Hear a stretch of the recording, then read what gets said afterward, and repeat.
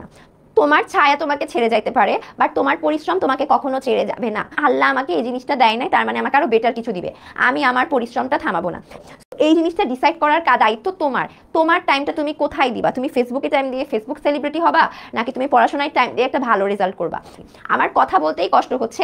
আমি সেই গলা নিয়ে তোমাদের 6 ঘন্টা ক্লাস নিয়েছি। অনেক বয়স্ক তোমাদের থেকে আমি পরীক্ষা দিয়েছি কোন সালে? 17 সালে এইচএসসি পরীক্ষা দিয়েছি, আর তোমরা 24-এ হচ্ছে এইচএসসি পরীক্ষা দিবা। আমি যখন তোমাদের সময় ছিলাম তখন কিন্তু আমি অনেকে আমাকে বলে যে আপু আপনি অনেক ব্রিলিয়ান্ট, আপনি অনেক কিছু পারেন, অনেক কিছু করেন, কিন্তু আমি কখনোই হচ্ছে ব্রিলিয়ান্ট শব্দটাতে বিশ্বাসী না।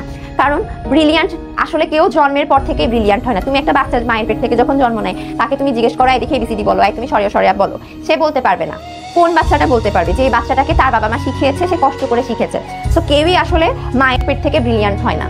যে যত মেধাবী হোক না কেন, সবাই কিন্তু একটা টাইমে স্ট্রাগল করে শিখেছে। তো আমি যখন এরকম হয় যে একটু ক্লাসে গেছি বা যে কোনো জায়গায় গেছি, ধরো তারা একটা কোশ্চেন করেছে, আমি এটা পারি না, তো তখন আমার মাথায় এই ফিলিংসটা হয় যে অ্যান্সারটা পেরেছে তার মানে হচ্ছে সে ওইখানে সময় দিয়েছে, সময় দিয়ে সে সেটার অ্যান্সার শিখেছে অ্যান্ড সে সেটা স্যারকে বলেছে। অর্থাৎ কেউ কিন্তু একটা জায়গায় টাইম দেওয়া ছাড়া জন্মের পর থেকেই শিখে আসে না। তো তোমরা এখানে অনেক স্টুডেন্ট আছো যারা হচ্ছে কমেন্টে রেসপন্স করো না, সবসময় ভাবো আরে কি অবস্থা, এখানে মাকসুদুল তো সব অ্যান্সার দিয়ে দিচ্ছে, শিমুল তো সব অ্যান্সার দিয়ে দিচ্ছে, এরা অনেক ব্রিলিয়ান্ট, এরা সবকিছু পারে। ওরা আসলে সবকিছু পারে না, ওরা অনেক ব্রিলিয়ান্ট না। মেইন কাহিনী হচ্ছে এরা একটা জিনিস পড়ছে, তোমরা সেখানে পড়ছো না। ওরা যে টাইমটা পড়াশোনায় দিচ্ছে, তোমরা সেই টাইমটা ফোন টিপাতে দিচ্ছ, ফেসবুকিং এ দিচ্ছ। এই জিনিসটা ডিসাইড করার দায়িত্ব তোমার। তোমার টাইমটা তুমি কোথায় দিবা? তুমি ফেসবুকে টাইম দিয়ে ফেসবুক সেলিব্রিটি হবা, নাকি তুমি পড়াশোনায় টাইম দিয়ে একটা ভালো রেজাল্ট করবা? তো কেউই হচ্ছে একজন আরেকজনকে বলো না যে আরে অনেক ব্রিলিয়ান্ট, অনেক ব্রিলিয়ান্ট। ব্রিলিয়ান্ট মানে একটা ডায়লগ আছে কিন্তু, যে আমি কখনো মেধায় বিশ্বাস করি না, আমি পরিশ্রমে বিশ্বাস করি। সেম টু সেম আজ ভাইয়াস, আমিও হচ্ছে মেধার চেয়ে পরিশ্রমে বিশ্বাস করি, এবং পরিশ্রম প্লাস সৃষ্টিকর্তার ইচ্ছা। আমি তোমাদেরকে একটা সুন্দর ম্যাথ শেখাই, ঠিক আছে? ম্যাথ শেখাই, তোমরা আমাকে বলো ধরো পরিশ্রম ইনটু আল্লাহর ইচ্ছা। তুমি একটা কাজের জন্য একদম নিজের 100% দিয়ে ফেলেছো, ঠিক আছে? 100% দিয়ে ফেলেছো, তারপরও কখন ওই কাজ জিনিসটা হবে না বলো তো? তুমি তোমার 100% দেওয়ার পরও কোন সময় হচ্ছে তুমি সেই জিনিসটা পাবা না? যখন আল্লাহর ইচ্ছা 0 থাকবে, তখন তোমার সেই কাজটা হবে না। খেয়াল করো, তুমি যদি একটা কাজে পরিশ্রম দেওয়ার পর সেই জিনিসটা না পাও, আশাহত হইতে হবে না। মনে করবা না যে আমার জীবন এখানেই শেষ। তখন এইটা মাথায় রাখতে হবে, আল্লাহ আমাকে এই জিনিসটা দেয় নাই, তার মানে আমাকে আরো বেটার কিছু দিবে। আমি আমার পরিশ্রমটা থামাবো না। আমি আমার এক্সাম্পলটা দিই। আমি চিটাং কলেজে টপার ছিলাম, ঠিক আছে? আমি একটা রেজাল্ট দিত টপার কারা, ওই টপারের সবসময় টপ করতাম, খুব পড়াশোনা করতাম। আমি সকাল 6টায় বাসা থেকে উঠে প্রাইভেটের জন্য যাইতাম, 7টায় একটা প্রাইভেট পড়তাম, 8টায় একটা প্রাইভেট পড়তাম, 9টা থেকে ক্লাস ছিল 2টা পর্যন্ত, আবার 3টায় একটা ক্লাস প্রাইভেট পড়তাম, 4টায় একটা প্রাইভেট পড়তাম, 5টায় শেষ করে বাসায় ঢুকতাম 6টায়। টোটাল 12 ঘন্টা আমি বাইরে থাকতাম, ঠিক আছে? চাইলে আমি বাঙ্ক করতে পারতাম, কিন্তু আমার বাসা থেকে কলেজ ছিল অনেক দূরে, আমার গাড়ি আমি সিএনজি নিয়ে যাইতাম যাতে আমি টায়ার্ড না হই। আমার মা প্রতিদিন আমাকে 500 টাকা দিত, আমি সেই 500 টাকা যে আমার কাছে রাখতাম, আমার কাছে মনে হতো এটা আমার দায়িত্ব, আমি ঠিকঠাক মতো পড়াশোনা করি। আমি অনেক পড়াশোনা করার পরও আমার এইচএসসিতে গোল্ডেন আসেনি, আমার বাংলায় মিস গেছে, ইংলিশে মিস গেছে। তো আমি তখন হচ্ছে ঢাকা শান্তিনগরে কোচিং করতাম, এদিকে অ্যাডমিশনের কোচিং করতাম। আমি যখন এইচএসসি রেজাল্টটা দেখি, আমার এত কান্না পেয়েছে, আমি অনেক কান্নাকাটি করেছি। তারপর মনে হলো থাক, কান্নাকাটি করে কি হবে, আমি হচ্ছে কোচিংয়ে যাই। কোচিংয়ে পরীক্ষা দিতে গেছে, আমি সবসময় কোচিংয়ের পরীক্ষায় ফার্স্ট হইতাম। তো যারা আমার আশেপাশে অনেকে ছিল, আমি সেই দিন বুঝছি যে অনেকে আমাকে দেখতে পারে না। তারা জিজ্ঞেস করেছে যে সাবরিনা তোমার রেজাল্ট কি আসছে? আমি বললাম যে আমার তো বাংলা ইংলিশে এ প্লাস আসেনি। পরে আমি দেখলাম ওরা এটা নিয়ে খুব মজা পাচ্ছে, আর তো বাংলা ইংলিশে এ প্লাস আসেনি। তো আমার অনেক মন খারাপ হইলো, আমার তো এদের সাথে কোনো কম্পিটিশন নাই, এরা কেন আমার রেজাল্ট নিয়ে হাসাহাসি করছে?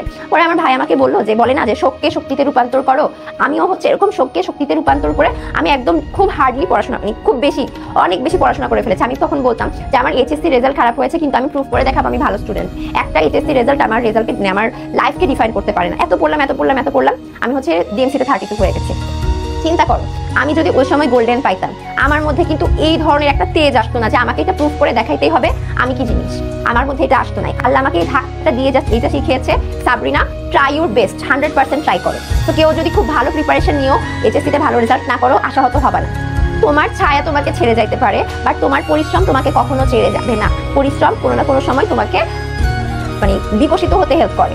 নলেজ তোমার পুরো লাইফে তোমাকে হেল্প করে। তো কেউ কিন্তু এসব নিয়ে টেনশন করবে না। একজন বলছে আপু আপনার গলা যে ভেঙে গিয়েছে, এই যে চিন্তা করো আমার কত ইচ্ছা শক্তি, আমার কথা বলতেই কষ্ট হচ্ছে, আমি সেই গলা নিয়ে তোমাদের 6 ঘন্টা ক্লাস নিয়েছি। আমার গলা শুনে মেবি প্রথমে তোমরা অনেকেই বলছিলা যে আপু সাউন্ড প্রবলেম ঝির ঝির ঝির ঝির সাউন্ড হচ্ছে, বাট আমি এই গলা নিয়ে তোমাদের 6 ঘন্টা ক্লাস নিয়েছি। তাহলে চিন্তা করো ইচ্ছা শক্তি কত পাওয়ার। তাহলে দেখো তোমাদের টাস্ক হচ্ছে পরিশ্রম করবা 100%, পাশাপাশি প্রেয়ার করবা যে আল্লাহ দেখো আমি অনেক পরিশ্রম করছি, আমি তোমার একদম একটা নিম্ন শ্রেণীর একজন বান্দা, তুমি না চাইলে আমি কখনোই এই জিনিসটা করতে পারবো না। আমি এটা বলতাম যে আল্লাহ আমি অনেক গাধা, আমি অনেক নিম্ন শ্রেণীর একজন মানুষ, তুমি যদি হেল্প না করো কখনোই পসিবল না। আল্লাহর কাছ থেকে চাইতাম, আল্লাহ দিয়েছে।